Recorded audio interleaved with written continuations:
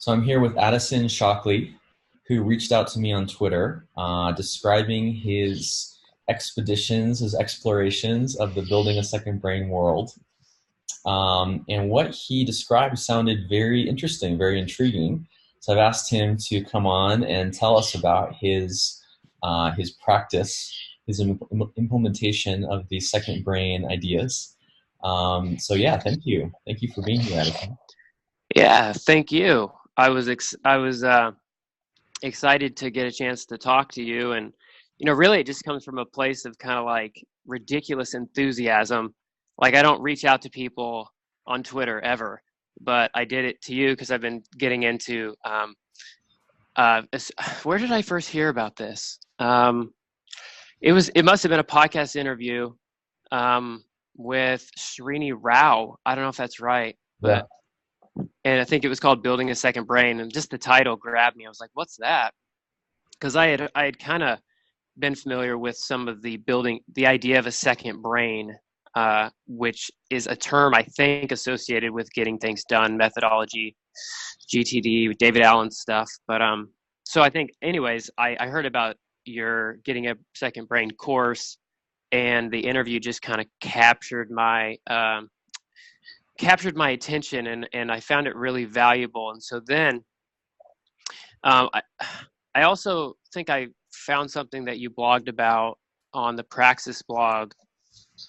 Not sure of the timetable, somewhere before or after, probably after that. I probably looked you up because of that. And then I read some of your posts and found those to be really useful.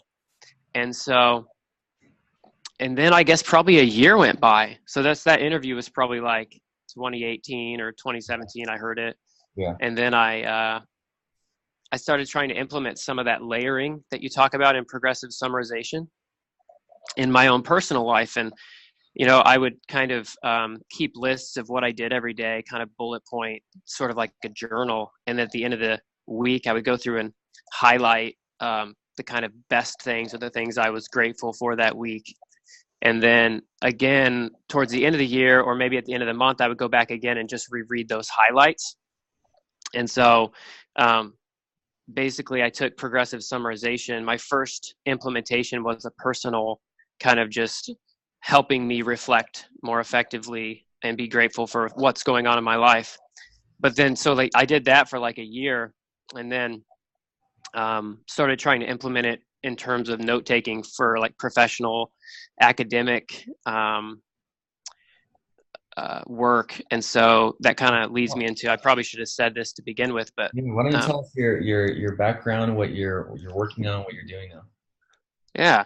So I went to graduate school for like, it feels like 10 years. I started in 2010, so it was for about 10 years in communication studies, and just finished my PhD in communication with an emphasis in rhetoric.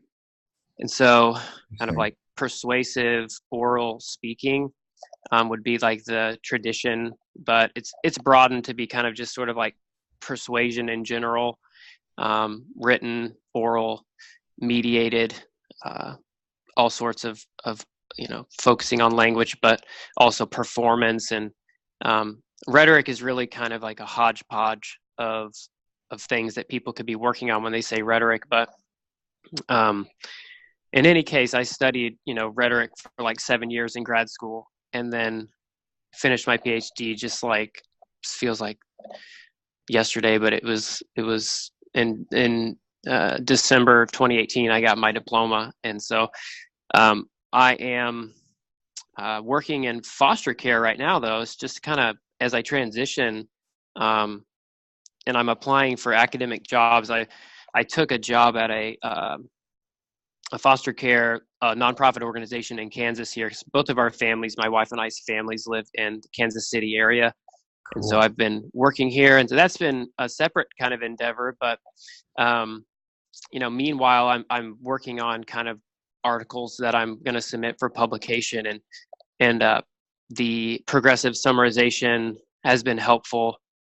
And I've built a system I'd like to share and explain kind of how I use progressive summarization and para to kind of Yeah. facilitate my note taking. I'd love And I'd love to hear that. yeah, I love that you have an academic life of writing and publishing papers, and then you're also, doing something else, which is the foster care work that has an impact on people and is really, I'm sure, meaningful and, making a difference. I kind of think of these organizational methods as being designed for people that don't have time to organize because they're doing other more important work. Yeah. And that's what I kind of love about them is they are sort of lean in a way Yes. where they won't necessarily suck away your life organizing papers, but they just facilitate getting back to the real work. Um, well, I don't. Some of the real work is organizing, but for the purpose of doing other things more effectively. Yeah. So show us, what's your system? Okay, so uh, a lot of academics, and I don't know how many people who might be listening to this case study are academics, but the few that may be would already be familiar with some of these tools um, that facilitate citation management Hmm. and kind of the storage of PDFs and the citation, like title, publication, volume, page numbers that you need to archive for purposes of citing, 15 or 20 articles at the back of every article you write. And so Zotero, I can link to these somehow, and I may have some other resources we can link to as well. But Zotero, Mendeley, and other programs allow you to essentially keep all of your articles along with their citation data in a central location. Cool. And so it's helpful because they also integrate with Word programs like Word, Google Docs, and LibreOffice. So whatever word processor you use to write. Unfortunately, I don't think they integrate with Scrivener, but they do work with Word and Google Docs. And so if you're collaborating, well, maybe I'll get to that point. Let me come back to what I was saying. So basically, the process I use is I install a Chrome extension. So when you go on Google Scholar or Amazon Books or some kind of scholarly database and you're researching, topics, you can then click on the extension icon for Zotero, which is my preferred program. Mhm. And it's at the core of kind of my system. It saves the PDF and the citation data for that article. And so that's sort of step one, is kind of gathering sources to read. Okay. And then you move to step two, which is, I've actually built Para into my Zotero organization system. So Oh my gosh, I might, I'd love to see that. Could you screen share? yeah. Let me see. Oh, there we go. Okay. Okay. So let me log in here. Okay. Yeah. Cool. Okay. So you see there on the left, it says library. Yes. Okay. So I've got the 4 areas there. It's helpful, as a side note, it's helpful for my brain to call projects packets. In any ways, that's what I'm referring to there. So active writing projects, I would put new research articles into folders by essay. So I'm working on an essay called The Pastoral Parish. Uh-huh. And so you can kind of see if I have, here are my areas. And so if I have, I could, by the way, so I use Zotero not only for writing academic stuff, but just sort of like managing citations of any kind of work of any sort, scholarly or popular literature. Okay. And I may file, a book that I read on Amazon that helps me in my family life in the family folder there under areas. Awesome. Yeah, I like the merging of because our intellectual academic learning, like, isn't like, it is not divorced from our normal life. It's part of it. Mm-hmm. So I like the integration of those two, because sometimes you see interesting cross connections where some theory you're learning actually relates to something very practical. Yeah. And I'm kind of bummed out. I hope we can do screen share so I can show you my Evernote too. But because that's kind of where I'm going. So back to what I was saying, I save articles, and they go into this database, and then there's this app called Zotfile, Zotfile, file, and that app enables you to connect your Zotero library, which is what we're in right now, to my Dropbox, and it creates a sync folder where if I right click on an article in Uh-huh. Zotero and hit send to tablet, it will then sync the articles in Zotero to my Dropbox folder, which syncs to my PDF reader on my iPad. Cool. And then I can read my PDFs on my iPad, and I can highlight the passages that resonate with me. Cool. And then I can, there's a button that you click that like says, well, once you're done reading the article, you go back to Zotero and you can right click the file again and say retrieve from tablet, and it automatically extracts the highlights into Really? a note. Yeah. No And kidding. so it's really cool. So like, let's see if I can find my example here. Yeah, why even so if you can store the highlighted passages in Zotero and have them Hmm. organized according to para, why even use Evernote? What does Evernote give you? Well, I think it has to do with kind of how easy it is to surface and interact with the. By the way, can you see me right now? Yeah. Okay. It has to do with um, kind of the accessibility of the notes. I want them right at my fingertips. So when I'm in Evernote and I click on my folder, which is called my notebook, which is called, notes on academic articles and book chapters. And then I have all my notes there, and then I tag the notes based on themes or topics, kind of like you recommend with tagging. Um, and so uh, the advantage is it's maybe hard to articulate, but intuitively I know what it is. It's like whenever you click on a note in Evernote, it just shows right up, and or I can search for a topic in Evernote and they show right up, and they kind of like, you can have them be sort of snapshots so you can sort of see, you can more fast like see the notes. And then if you're in Zotero, it's kind of more clunky. It's like they're hidden under a layer. So you have to Yeah. get to the notes, you have to like click on this arrow on the left of each one, and that opens like a drop down any kind of things that are attached to it. And then you have to click on that to click on the note icon if there's a note attached. And then that takes you to the right of the screen in Zotero to like this box. And it's sort of like a rectangular shaped box that's tall rather than, it's oriented this way instead of like that. And the text is smaller, and it's sort of kind of like you're squinting to see the note. So And so Evernote gives you that more lightweight, quick and dirty, just uh, more interactive and responsiveness, it sounds like.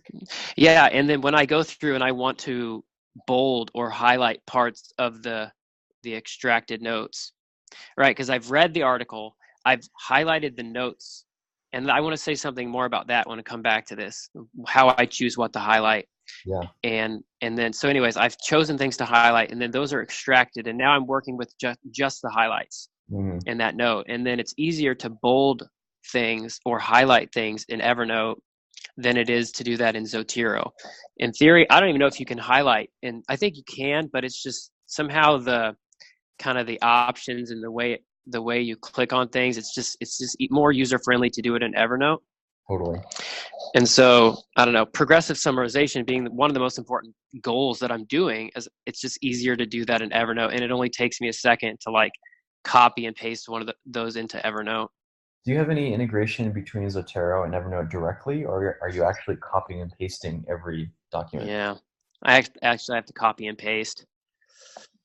Interesting. I don't think there's any integrations at this point that make that automated. And what's the PDF?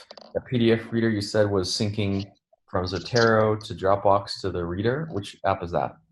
It's PDF Expert 6. Oh yeah, that's the one I use.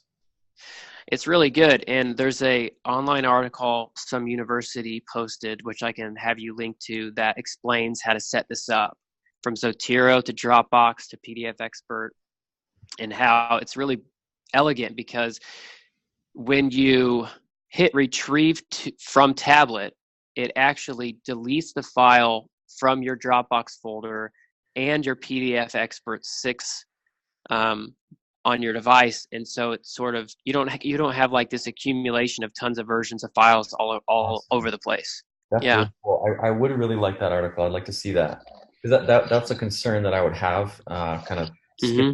skipping across so many platforms is the duplicates that would be left behind. But Yeah. my question now is why use Zotero? It sounds like it's quite Yeah. a clunky program. What is the key capability it gives you? Well, I guess it saves time when I need to insert a citation and build a reference list. So when you're in Word and you're typing a sentence and you go, I need to cite this sentence because I just quoted, Arthur whatever on page 5. You just click. You can have it's like an integration with Word, and so you can click a button in the Microsoft Word app that pulls up like a search bar, and you can type in Arthur whatever or whatever your article is, and then click on that, and it will insert the citation Oh, according to whatever citation manual that you want, whether that be APA or Chicago or MLA, or there's like hundreds, and they're all in there. And by the way, if you change it, say you submit your article to a journal and they've required APA formatting, you get rejected and you go, I'm going to send this off to this journal and they require MLA formatting. It just takes a click of a button to completely reformat your entire paper from MLA to APA formatting. interesting. So it's actually reading the data of the citation directly from the paper. How does that work? Yeah, it's sort of like inserts this field. It's like this gray kind of, it'll say like Arthur 1999, and then you type in what page number you cited. And that's like a live field that kind of updates if you change the citation data in the Zotero app later. Like maybe you made a mistake and you need to retype the title or something. But in theory, there shouldn't be any mistakes because it pulls automatically from like Amazon and Google Scholar. But sometimes it leaves things out, like it might leave out the volume number. So you have to manually type that in. You might have to complete your citation. Interesting. But then, it kind of creates like this live placeholder for that citation. And then once you're done writing your essay, everything that you've cited, say you cited 20 things throughout your essay, like you just click build reference list, and then it just kind of like poops out 20 citations in a row, like Cool. your whole list. That's so Does that cool. make sense? I don't know if I answered your question. It makes a lot of sense. Yeah, that's man, it's funny because I'm in a different world. I'm in the blogging world where like you don't cite anything usually. Yeah. And I want to get better at that, especially like when I use the ideas of lesser known people. Uh, Hmm. I mean, you should cite everyone, but like, David Allen doesn't need another citation. Everyone knows his stuff. But like, if I borrow from a Yeah. blogger, but then since I have no such system like yours, I have to like find the note, click on the original link, sometimes click through to their profile and then their website to try to, and often you don't have, all you Hmm. have is like a name and a title of a thing and maybe a URL. And so Yeah. it's very tenuous. Yeah. It's true. But with academic articles, it's crucial. You've got to have like, according to the style manuals, like 10 different little things for Right. each book that you're citing. I know. Yeah, and that's So, important. If you actually want to make an impact with your ideas, they're not going to be taken seriously in the academic world if you don't have that backup. hmm so How much do do you you had, if you go ahead. how much do you pay for Zotero? They have like a tiered pricing system. I'm on like the lowest level, so it's free, or there's like three paid options, and I'm on the lowest paid option, which is $20 a year. And I think it only gives you 2 gigabytes worth of space. But if you're only using like citations and you're not attaching PDFs, which I am attaching PDFs because it's crucial to my system, but you could just use it and not store your PDFs in there, and then it would be free essentially because citation data is tiny. It doesn't take up any space. It's just the attachments that take up the space. Right. So it can be useful also if you're teaching a class and you build a collection, in other words, a notebook, and you stick in like 10 or 12 articles, and you can share that with your class. And so that becomes a way to have like kind of like a Google Drive shared folder or something, or like an Evernote shared notebook, but it has the citation data, it has the PDF attached, and it can kind of be a way to, serve your class in that way. So I'm thinking ahead in that way as I may build collections. And then you can also have your students like submit PDFs and citation data to add to a collection. So you could like collectively build, a collection on a topic, and then whoever has the paid account, only one person has to have a paid account. And then you could share like a collection with a student, and they could add something to it, and that would automatically sync to your account. So you're getting like, perhaps like a wonderful amount of stuff your students are interested in being added to your account, along with the PDF and the citation data. Very interesting. So it could be used for sort of group knowledge management in an academic setting. Mm-hmm. And where do you get your PDFs from? Can you just download them willy-nilly from anywhere, or do they have to come from a source? I get my PDFs. So the main place would be like academic databases. For me personally, it's Communication Source or like EBSCOhost, which right now, unfortunately, I'm kicked out of because when I graduated, they don't like let me use their library anymore. So I'm kind of screwed. Right. But if I get a job, then I will have full library access, and I'll be using like Communication Source, and you can download your PDFs, but those again are paywall blocked unless you're a student or a faculty member, or you have a friend who will like let you borrow his login information. You can't really get like PDFs, academic PDFs. I mean, there are exceptions with open source or like free Right. journals, but most of the journals in my field are not free. Right. So yeah, more specialized, right? And do you have is there like a theory or a argument or something that you are promoting? Like are you advancing something within the field of communications? Not really. I mean, I wrote my dissertation on the future of sacred spaces in cities, like kind of like aging congregations that leave, and you've got like an empty church or like an empty synagogue, and what does the community do with those spaces? That connects to rhetoric in some ways. And in any case, I might argue that I was trying to contribute to a subfield of our communication studies field called like rhetoric and place. But I mean, that's kind of a ragtag bunch. There's not a lot of people who really write about that. Rhetoric's a small field, and then even smaller is sort of the specialized interests people take. So,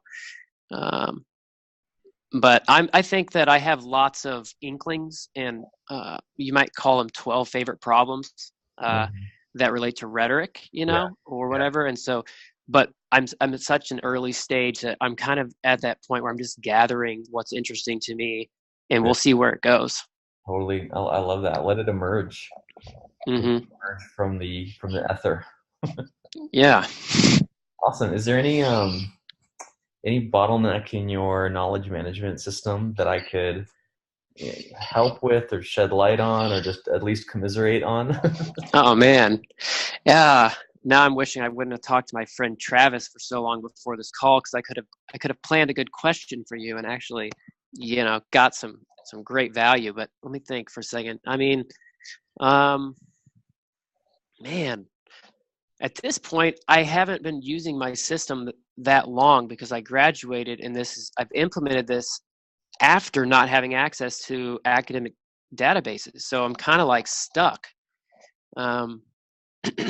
And so once I get my login information, and I'm working on trying to find some sideways way of getting access to online journals, I'll be using this system more, and then maybe I'll run into some issues. But there's one thing I wanted to say, Tiago, about my system that may be different than like the personal knowledge management that you've described. And different places, which is like, you talk about resonance and selecting things to save, and I try to do that, but I feel like I have another kind of problem, I guess, which is when I'm doing that, when I'm reading academic articles and books, and I'm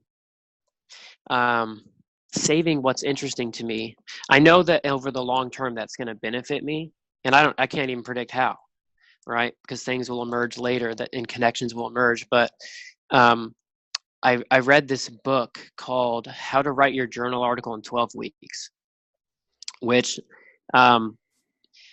is recommended by like a lot of academic coaches. It's pretty well done, and it's by Wendy Belcher, and I can link to it somehow or another. But as an early beginning academic, it was important because she talks about kind of the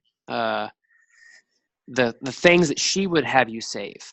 She says, if you're reading academic literature, what you should save is the arguments and debates or sides of debates, not elegant stuff, not stuff that's just interesting to you, not one-liners that sound really intelligent or whatever, but like, because those may be elegant and interesting and useful personally, but academically, to get traction, to give something to work with, like, you're going to need to really be focusing on sides of debates and arguments. And so I feel like I'm trying to integrate that with what you say, which is like, one good way to think about saving things is just what resonates with you. Yeah. And so I feel like if I did that only, though, I wouldn't be able to succeed in academia, because there's sort of these extra requirements of like these expectations that when you write about something, you can't just write about what you're interested in. Yeah. You have to link it to stuff you may not be interested in. Yeah. But it's connected somehow, and so people expect you to cite it. And so you situate like, so I'm trying to integrate what you're saying with what Wendy Belcher's saying by like saying, okay, I'm still figuring this out, but it's like, I feel like I have an added criteria. Yeah. No, And so great. I've sort of devised a plan, and that's what I'll share really quickly right now. So when I actually am in my PDF Expert 6 reading academic articles, and I'm highlighting passages, I decided to kind of color code, I think 4 or 5 different colors. And so 4 of them are Wendy Belcher's recommended. She doesn't recommend colors, but she recommends save these arguments, significance, just sort of like why the thing that you're writing about matters in the outside world. Maybe it's a famous text. Maybe it's, recently happened. I don't know. There's all like, maybe it's just significant for some reason. Right. And then what's the argument that you're making, and what's the debate that contributes to? So you have like 3 or 4, and I added to that like evidence, which I'm going to do in black. Well, I'll come back to the colors, but so there's these 4 ones that she recommends, and then there's the one that I've added, which is what you recommend, which is I'll do in yellow, which is just what resonates with me, what interests me. So I'm going to have in Evernote, when I copy and paste my notes, I will have them color coded. It's really easy to highlight in PDF Expert 6 and just click the color that you want it to be highlighted in. Yeah. And then when you hit retrieve from tablet, it retrieves those quotes in the right color. And so those don't transfer to Evernote, right? No, you have to copy and paste, and they will transfer in the right color, but you have to copy and paste them into a note in Evernote. But they'll maintain that highlight color in Evernote? Yeah. Really? I've done it once. So like I don't know why that would be an issue. Do you feel like that's something that Evernote doesn't do well, or? I didn't know that Evernote supported alternative highlight colors at all. Oh yeah. Well, maybe internally it doesn't, but if you copy a blue highlighted text and paste it into Evernote, it'll stay blue. Interesting.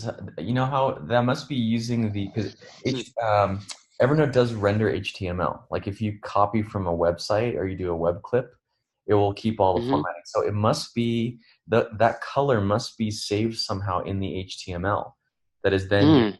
copied over. Because you can't, I'm pretty certain you can't highlight in blue, let's say, in Evernote directly, right? It has to come from somewhere else. Yeah, I don't think so. I think you're right. And so I can link to that note example that I have, but it's stuff that I copied from the extractions in Zotero, pasted it into an Evernote note, and it stayed blue. The argument one stayed red. The evidence stayed black, or it was gray. You can't really see black, but it's sort of like the color behind the text. It's like black text, but like a red background. I love it, dude. That's Yeah. really interesting. So here's the thing that I always say is like, what I'm trying to describe in building a second brain is not the ceiling, it's the Mhm. floor. I'm not trying to describe the maximum you should do and say don't go beyond that.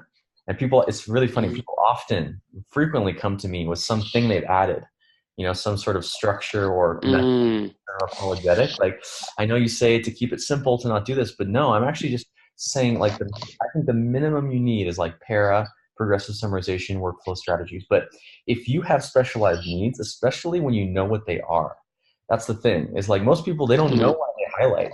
So I just say what resonates, what jumps out at you. But if you have those criteria, it actually Mhm. makes a ton of sense to do what you're doing, which is to apply them at the earliest possible moment, right? Yeah. As you're reading, and you can make those distinctions, and it doesn't, like, I think the key is it's not too taxing, like it doesn't slow Yeah. you down too much trying to make all those decisions. Then do it right in the Mhm. moment. Do it right the first moment you decide, oh, this is an insight, or this is a data point, or this is an event, and you have that, it's frictionless to add that color. I'd say go for it. That's awesome. Yeah, it's pretty easy because, like, when you read an academic article, they will often explicitly say something to the, for instance, like, I argue that, dot, dot, Yeah. dot. It's like, okay, I know that's going to be red. Get my red highlighter ready, and then I don't even honestly have to sit there and critically analyze it that bad because I know I'm going to come back to this note and reread that argument later again and see if it's relevant to what I'm working on. So I'm kind of like extracting the key parts of the engine of each academic article and what resonates with me for whatever other reason. And so I'm kind of getting the best of both worlds Very. because what resonates with me might be relevant to some personal project or Yeah. some academic project. You never know. Yeah. But I'm at least also doing the kind of extra work of stripping articles down to what could be useful in my own writing in terms of contributing to academic debates. I love it, dude. So cool. This is powerful. A fair portion of the building a second brain audience is actually in some part of academia. And Mm-hmm. back on there's a forum thread. One of the most active threads on the forum for the online course is for PhD students, because they have a whole Mm. other level of knowledge management that they have to do, basically as a full-time job over years. Um, that is not recommend that I don't recommend for the normal person. Yes. Yeah, I don't even know if I can call it personal knowledge management if I'm writing academic papers and I'm researching like academic debates and whatnot. I'm kind of doing personal knowledge management while also doing like this thing I don't really want to manage, but I have to, which is kind of like the knowledge management that doesn't resonate maybe, but it can be useful later in my own writing projects. Yeah. Yeah, So I think it's really cool. Well, let's start to wrap up yeah, the recorded sounds portion. good. Is there any other either observation or question or sometimes by getting these out there, you'll get people like who have the answers to things you need and who will like contact you. Like, Well, I would just say, give me an email or write a comment on this if you have something to add. Maybe I'm got something that I'm not thinking of that maybe you use Zotero, maybe you have an idea of what would be a good um, standard thing to try to be capturing when I'm reading an academic article. 'Cause that's mhm, kind of what one of my projects right now is to isolate what are like I think about it as like standard moves or standard engine pieces like that makes an academic article work. And in rhetorical studies in particular, And so if there's probably, I mean, there may not be any rhetorical studies people who would see this, but if so, it'd be good to get in touch. Maybe we can connect. Um, but yeah, just sort of like how I really want to know how people think about what is an academic argument, what it is to say some academic object of inquiry is significant, worthy of writing about, and sort of like, you know, if you were building an academic article, what would be uh, the units that would be required at a minimum to get that thing up and running?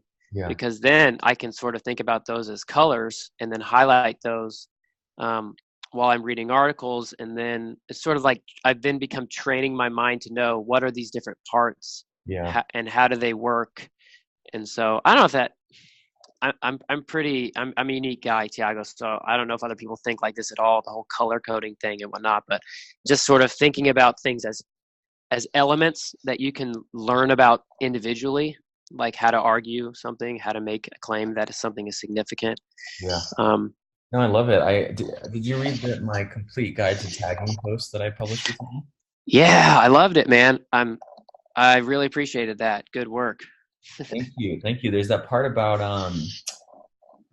Robert Horn's information mapping, where I mean, that's Hmm. what everything you're saying about the color coding reminds me of. Is like he had 7 information types, and 80% or more of any subject matter could be classified as one of 7 types. I loved that, man. I highlighted that for sure. Yeah. I think you're really onto something, and you know, it's definitely adapted to the academic workflow, but I think people will definitely get a lot from it. So thank you. Yeah. I mean, I feel like there's a pretty big need. A lot of academics missed the wave of the digital age, and they're still like not. Oh, And then you've got younger people who are great thinkers, but they're not really at using the tools like they could be.